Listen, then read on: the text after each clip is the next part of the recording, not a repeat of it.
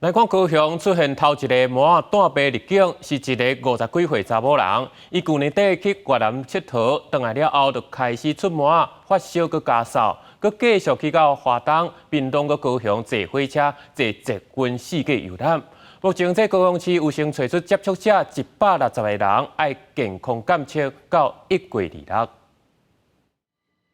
礼拜早起，捷运人袂少，不少民众也是真惯习坐大众运输时会挂喙罨。高雄市政府宣布，高雄第17新增加头一个毛仔境外的确定病例，是一个50多岁女性民众。去年底去越南旅游，12月29对高雄入境，隔3天了发烧扫，第4天出片。疫情调查追踪，伊的可传染期是去年底到这个月8。由于个案于可传染期间曾于高雄市内搭乘大众运输交通工具，具有不特定接触传播风险。当没有症状的时候，麻疹其实已经具传染力，在皮疹出现前4天跟皮疹消后后4天都具有高度的传染力，所以很多人在不知情的状况下已经传染给他人。因为这确诊者去过所在袂少，去过花莲旅游，也去过台东、高雄、屏东这所在。高雄市列出160人，并且公布伊伫高雄去过所在，有袂少大众运输工具，捷运3道商区站、美丽岛站，抑有高雄火车站拢在内。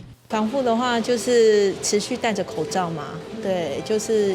一个保护自己的方式。卫福部好像也是有说不会造成什么大流行，所以就其实没那么